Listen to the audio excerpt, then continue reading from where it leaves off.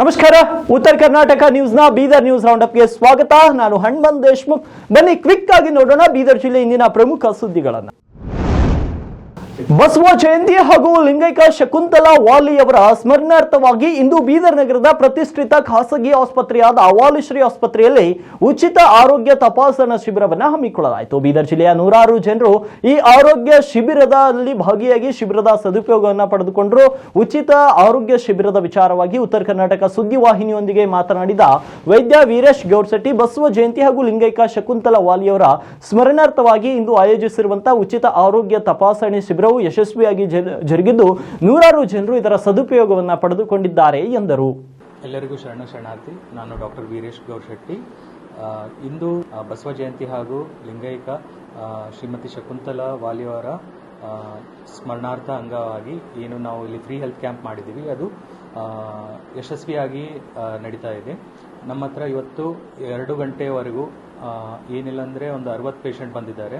ಅವರು ಇದೆಲ್ಲ free health ಕ್ಯಾಂಪಿನಲ್ಲಿ ಪಡೆಯಲಾದ ಫ್ರೀ ಎಕ್ಸ್ರೇ, ಲ್ಯಾಬ್ ಟೆಸ್ಟ್ ಇದರದೆಲ್ಲ ಸದುಪಯೋಗ ಮಾಡಿಕೊಂಡಿದ್ದಾರೆ. ರಾಜ್ಯ ಸರ್ಕಾರ ಪರಿಶಿಷ್ಟ ಜಾತಿಯ ಎಲ್ಲ ಉಪಜಾತಿಗಳ ಜನಸಂಖ್ಯೆಯ ಸಮೀಕ್ಷೆ ನಡೆಸಿ ಒಳ ಮೀಸಲಾತಿ ಜಾರಿಗೆ ನಿರ್ಧರಿಸಿದ್ದು ಸ್ವಾಗತಾರ್ಹ. ಸರಿಯಾದ ಜನಸಂಖ್ಯೆಯ ಸಮೀಕ್ಷೆ ನಡೆಸಿ ಹೊಲೆಯ ಹಾಗೂ ಅದಕ್ಕೆ ಸಂಬಂಧಿಸಿದ ಎಲ್ಲ ಉಪಜಾತಿಗಳಿಗೂ ಸರಿಯಾದ ಒಳ ಮೀಸಲಾತಿ ಜಾರಿ ಮಾಡುವ ಮೂಲಕ ಸಂವಿಧಾನಬದ್ಧ ನ್ಯಾಯ ಒದಗಿಸಬೇಕು ಅಂತ ಕರ್ನಾಟಕ ರಾಜ್ಯ ಬಲಗೈ ಹೊಲೆಯ ಜಾತಿಗಳ ಸಂಬಂಧಿತ ಜಾತಿಗಳ ಒಳ ಮೀಸಲಾತಿ ಹೋರಾಟ ಸಮಿತಿಯ ಉಪಾಧ್ಯಕ್ಷ ವಿಠ್ಠಲ್ ದಾಸ್ ಪ್ಯಾಗೆ ಒತ್ತಾಯಿಸಿದ್ದಾರೆ. ಕರ್ನಾಟಕ ರಾಜ್ಯ ಸರ್ಕಾರ ಒಳ ಮೀಸಲಾತಿಯನ್ನ ಜಾರಿ ಮಾಡುವುದಕ್ಕಾಗಿ ನಿರ್ಧಾರವನ್ನು ತೆಗೆದುಕೊಂಡಿದೆ. ಈ ನಿರ್ಧಾರದಂತೆ ಈಗಾಗಲೇ ಗೌರವಾನ್ವಿತ ನಿವೃತ್ತ ನ್ಯಾಯಮೂರ್ತಿಗಳಾಗಿರ್ತಕ್ಕಂಥ ಡಾಕ್ಟರ್ ಎಚ್.ಎನ್. ನಾಗಮೋಹನ್ ದಾಸ್ ಅವರ ಏಕಸದಸ್ಯ ಸಮಿತಿಯನ್ನು ರಚನೆ ಮಾಡಿ 3 ತಿಂಗಳಲ್ಲಿ ವರದಿಯನ್ನ ಸಲ್ಲಿಸುವುದಕ್ಕಾಗಿ ಸಿದ್ಧತೆಯನ್ನು ಮಾಡಿಕೊಂಡಿದೆ. ಮನೆ ಮನೆಗೆ ಸಮೀಕ್ಷೆ ಮಾಡುವುದಕ್ಕಾಗಿ ದಿನಾಂಕ 5ನೇ ಮೇ ಇಂದ 17ನೇ ಮೇವರೆಗೆ ಸಮೀಕ್ಷೆದಾರರು ಮನೆ ಮನೆಗೆ ಭೇಟಿ ಕೊಟ್ಟು ಪರಿಶಿಷ್ಟ ಜಾತಿಯಲ್ಲಿರುವ 101 ಜಾತಿಗಳ ಒಂದು ನಿಖರವಾದ ಜನಸಂಖ್ಯೆಯನ್ನ ಗುರುತಿಸಿ ವರದಿಯನ್ನ ಸಲ್ಲಿಸಿ ಆದಮೇಲೆ ಎಲ್ಲಾ ಉಪಜಾತಿಗಳಿಗೆ ನ್ಯಾಯವನ್ನ ಸಿಗುವ ನಿಟ್ಟಿನಲ್ಲಿ ಸರ್ಕಾರ ನಿರ್ಧಾರ ತೆಗೆದುಕೊಳ್ಳುತ್ತದೆ ಅಂತಕ್ಕಂಥ ನಂಬಿಕೆ ನಮಗಿದೆ.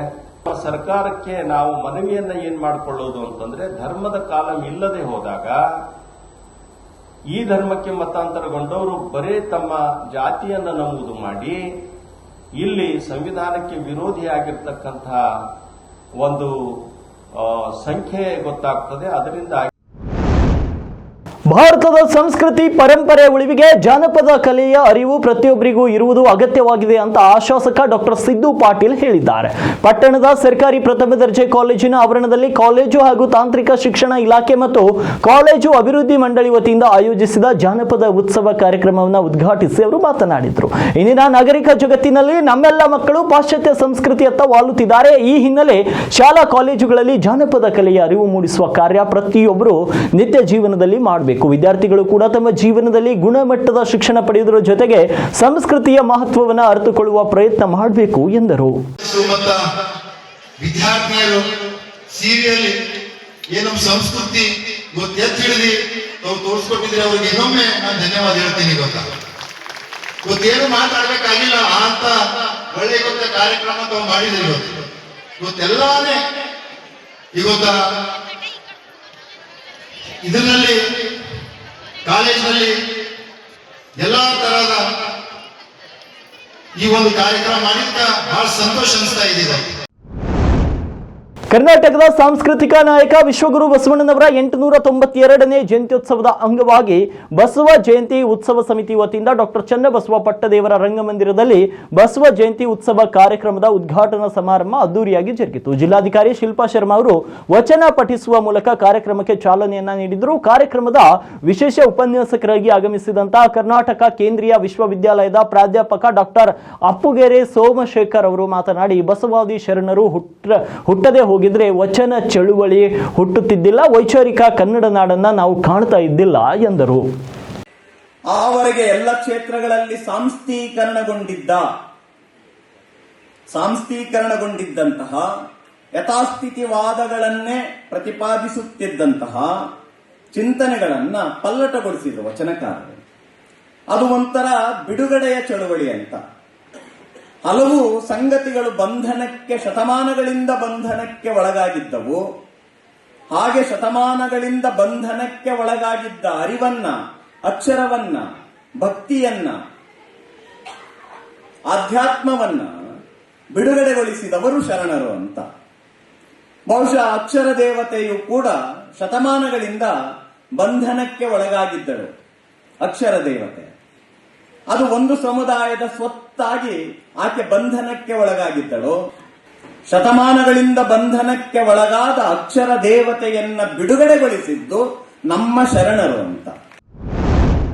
ಪತ್ರಕರ್ತ ರವಿ ಭೂಸಂಡೆ ಮೇಲೆ ಹಲ್ಲೆ ಮಾಡಿದಂತಹ ಅರಣ್ಯ ಅಧಿಕಾರಿಗಳನ್ನು ಅಮಾನತು ಮಾಡಲು ಆಗ್ರಹಿಸಿ ಹಾಗೂ ರವಿ ಮೇಲೆ ದಾಖಲಾಗಿರುವಂತಹ ಪ್ರಕರಣಗಳನ್ನು ಖಂಡಿಸಿ ಕರ್ನಾಟಕ ಭೀಮಸೇನೆ ವತಿಯಿಂದ ಬೀದರ್ ನಗರದ ಅಂಬೇಡ್ಕರ್ ವೃತ್ತದ ಬಳಿ ಉಪವಾಸ ಸತ್ಯಾಗ್ರಹವನ್ನು ಹಮ್ಮಿಕೊಳ್ಳಲಾಗಿದೆ. ಉಪವಾಸ ಸತ್ಯಾಗ್ರಹದ ವಿಚಾರವಾಗಿ ಮಾತನಾಡಿದ ಕರ್ನಾಟಕ ಭೀಮಸೇನೆ ರಾಜ್ಯ ಕಾರ್ಯದರ್ಶಿ ವಿಷ್ಣುವರ್ಧನ್ ವಾಲ್ದೊಡ್ಡಿ, ಪತ್ರಕರ್ತ ರವಿ ಭೂಸಂಡೆ ಅವರ ಮೇಲೆ ಹಲ್ಲೆ ಮಾಡಿ ಜಾತಿ ನಿಂದನೆ ಮಾಡಿದ್ರು ಉಸ್ತುವಾರಿ ಸಚಿವರು ಯಾವುದೇ ಕ್ರಮ ಕೈಗೊಳ್ಳದೇ ಇರುವುದು ಖಂಡನೀಯ. ಆದ್ದರಿಂದ ನಾವು ಈ ಉಪವಾಸ ಸತ್ಯಾಗ್ರಹ ಮೂಲಕ ಎಚ್ಚರಿಕೆ ನೀಡುತ್ತೇವೆ. ರವಿಗೆ ನ್ಯಾಯ ಸಿಗುವವರೆಗೂ ನಮ್ಮ ಈ ಉಪವಾಸ ಸತ್ಯಾಗ್ರಹ ಮುಂದುವರಿಯುತ್ತದೆ. ಅದೇ ರೀತಿ ಪತ್ರಕರ್ತನ ಮೇಲೆ ಸುಳ್ಳು ಪ್ರಕರಣ ದಾಖಲಿಸಿರುವಂತಹ ಅಧಿಕಾರಿಗಳ ಮೇಲೆ ಕ್ರಮ ಕೈಗೊಳ್ಳಬೇಕು ಎಂದರು.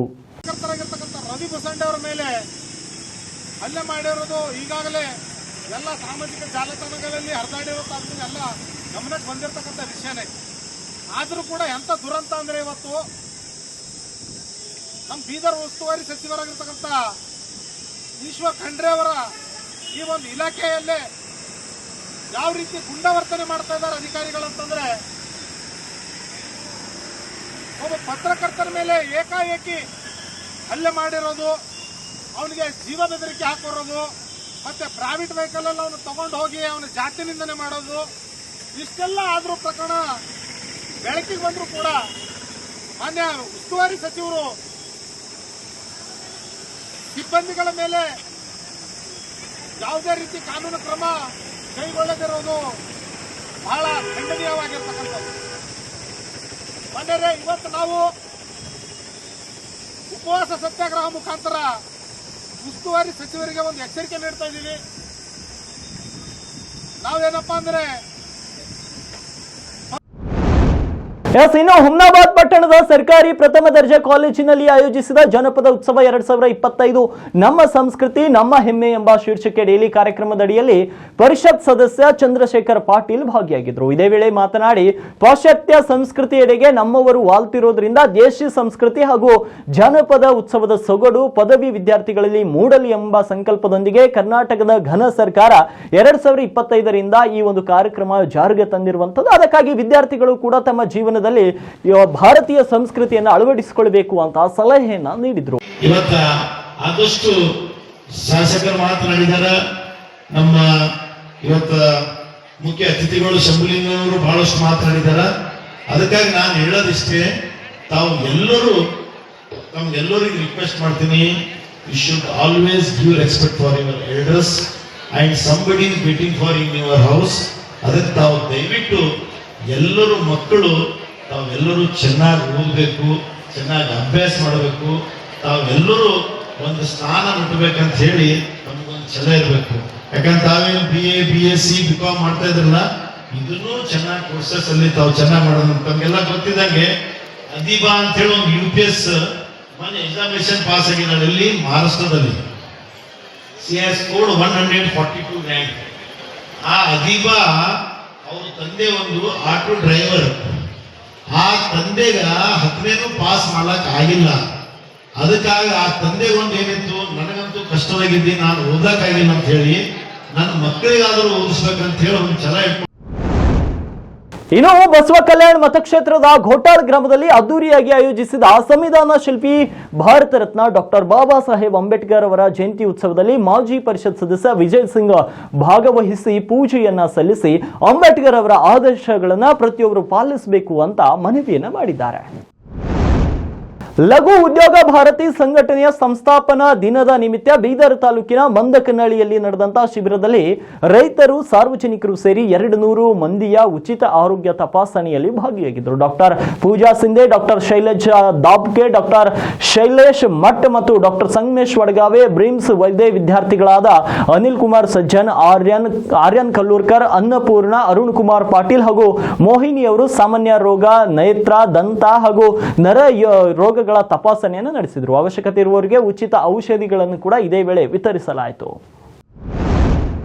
ಕರ್ನಾಟಕದ ಸಾಂಸ್ಕೃತಿಕ ನಾಯಕ ಬಸವಣ್ಣನವರ 892ನೇ ಜಯಂತಿ ಅಂಗವಾಗಿ ಬಸವ ಜಯಂತಿ ಉತ್ಸವ ಸಮಿತಿ ವತಿಯಿಂದ ಬೀದರ್ ನಗರದ ಶರಣ ಉದ್ಯಾನದಲ್ಲಿ ವಚನ ಪಾರಾಯಣ ಕಾರ್ಯಕ್ರಮವನ್ನು ಹಮ್ಮಿಕೊಳ್ಳಲಾಯಿತು.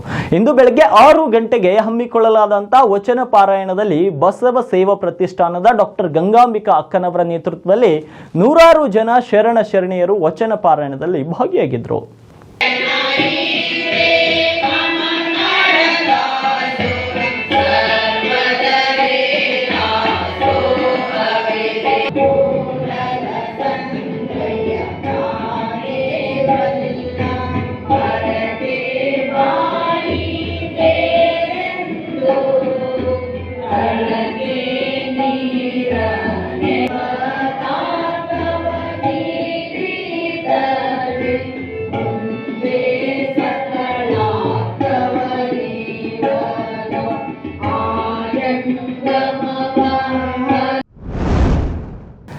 ಇನ್ನು ತಡೋಳದ ರಾಜೇಶ್ವರದ ಶಿವಾಚಾರ್ಯರು ಪಹಲ್ಗಾಮ್ ದಾಳಿಯ ವಿಚಾರವಾಗಿ ಪ್ರಧಾನಮಂತ್ರಿಗಳು ಗಟ್ಟಿಯಾದ ನಿರ್ಧಾರವನ್ನ ತೆಗೆದುಕೊಳ್ಳಬೇಕಾಗಿದೆ ಅಂತ ಹೇಳಿದ್ದಾರೆ.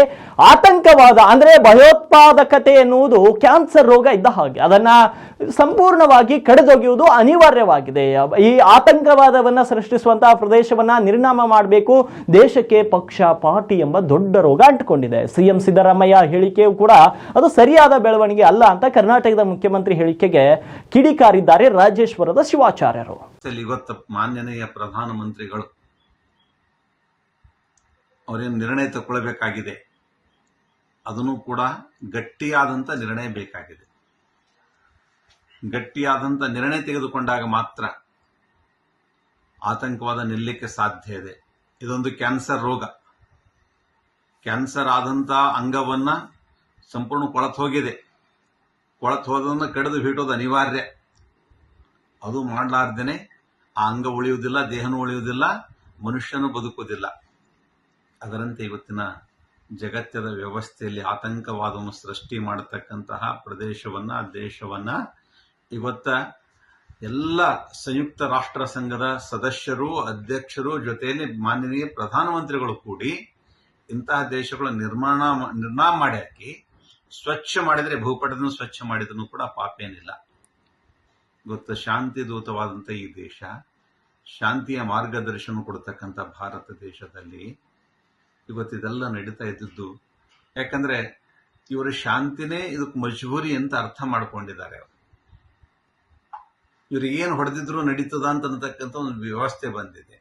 ಇಲ್ಲಿ ಸತ್ತಿದ್ರು ಕೇಳೋರು ಯಾರಿಲ್ಲ ಅಂತ ಒಂದು ವ್ಯವಸ್ಥೆ ಬಂದಿದೆ. ಯಾಕಂದ್ರೆ ಇವ್ರು ಕೇಂದ್ರದವರಿಗೆ ಆರೋಪ ಮಾಡ್ತಾರೆ, ಕೇಂದ್ರ ರಾಜ್ಯದವರಿಗೆ ಆರೋಪ ಮಾಡ್ತಾರೆ, ಸತ್ತು ಹೋಗ್ತಾರೆ. ಇದು ಸರಿಯಾದಂತ ಬೆಳವಣಿಗೆ ಅಲ್ಲ. ಅದು ರಾಜ್ಯದಲ್ಲಿರಬಹುದು, ರಾಷ್ಟ್ರದಲ್ಲಿರಬಹುದು, ವ್ಯವಸ್ಥೆಗಳಲ್ಲಿರಬಹುದು. ಏನು ಸಮಸ್ಯೆ ಇದೆ ಸ್ವಲ್ಪ ಇನ್ನು ಬೀದರ್ ಜಿಲ್ಲೆಯಲ್ಲೂ ಕೂಡ ಇಂದು ಅಕಾಲಿಕವಾದ ಮಳೆ ಸುರಿದಿದ್ದು ಮಧ್ಯಾಹ್ನ ಸರಿಸುಮಾರು 15ರಿಂದ 20 ನಿಮಿಷ ಮಳೆ ಸುರಿದಿದೆ.